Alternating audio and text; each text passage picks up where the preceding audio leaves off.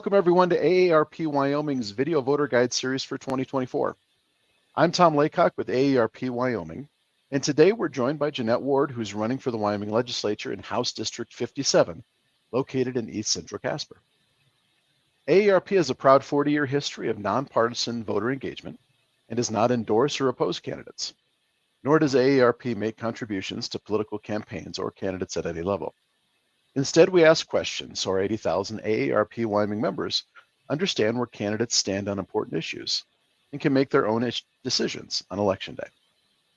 Today, we'll ask Ms. Ward 3 questions, allowing for a 1-minute and 30-second response to each. Then we'll give Ms. Ward 2 minutes to make her final pitch to the voters of House District 57. So let's get to it. Our first question for today. Over the last 2 years, Wyoming legislature has made providing property tax relief for citizens a priority. In your view, what is the most effective way to provide relief while balancing revenue needs for our schools, counties, and other entities that rely on property tax to maintain sustainable funding? Thank you so much for that question. So I believe that property tax reform and relief should affect all property owners, including residential owners and small business owners. Real relief can exist without gutting local governments, and this is evidenced by the fact that our schools, counties, and other entities maintain their operations prior to the out-of-control property tax increases that we've seen in the last 5 or 6 years. Revenue shouldn't continue to be a problem for our municipalities so long as they only undertake the constitutional and necessary functions of government. Thanks so much for the question. Thank you for the answer. Our second question for today. Wyoming's population of those 60 and over grew by 47% from 2010 to 2020, while the state's entire population grew just 2%. We know 64% of all nursing home beds in Wyoming are paid for right now by the state's Medicaid program. What do you see as the greatest barrier to helping our older adults age in the homes and communities? And what solutions would you propose?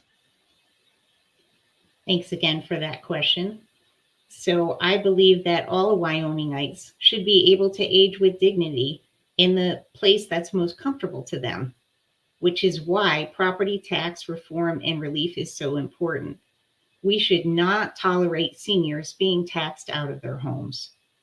In addition to the property tax issue, overregulation of the healthcare and health insurance industries has resulted in higher prices and consolidation of service providers, worsening health outcomes for everyone. I believe we should deregulate in-home health services to promote more job growth in this sector. The free market is the answer.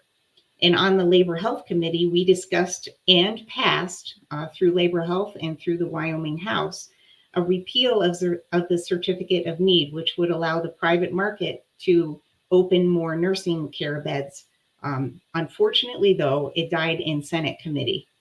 So those are my thoughts on that issue, and thank you for the question. Thank you. Our third and final question for today. Emergency medical services are not considered an essential service in Wyoming, and in some areas, ambulance services do not have sustainable funding source. Over the last 10 years, Wyoming has seen 16 EMS providers in the state fold or consolidate into another service. What solutions would you offer for ensuring access to ambulance service? Thanks again for the question. So this is a complicated issue, but I did cast some votes on this past session that should help. I voted for a bill that provided state employees leave to serve as volunteer emergency response personnel, and that bill did become law. I also voted for a bill that allows EMS personnel to participate in the state employees group insurance plan if they pay the premiums, which is a win-win for EMS and the state, and that bill also became law. These two bills should help move us in a positive direction, and we will continue to look for innovative ideas to increase incentives for EMS providers. Thanks again.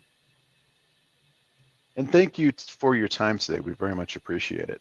So let's Exactly. close by offering you 2 minutes to explain why you believe you're the best person to represent House District 57. Thank you so much. So last election cycle, I promised voters that I was pro-life, pro-freedom, pro-Second Amendment, and pro-family. And that's exactly how I voted.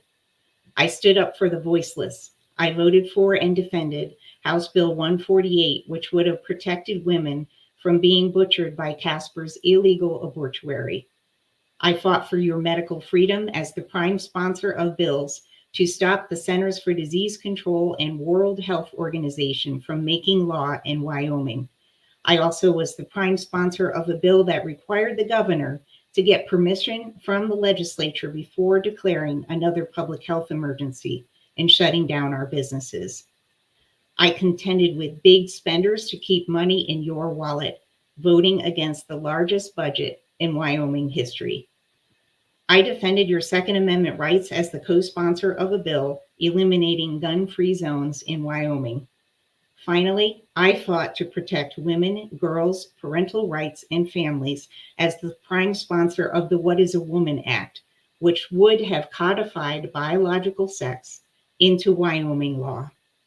Re-elect me, and I will continue to be pro-life, pro-freedom, pro-Second Amendment, and pro-family. And that's exactly how I'll vote. Well, thank you very much for your time today, Ms. Ward, and thank you to our viewers for joining us for this video voter guide. We encourage you to keep checking Cowboy State Daily and AARP Wyoming's Facebook page for more video voter guides in the days to come.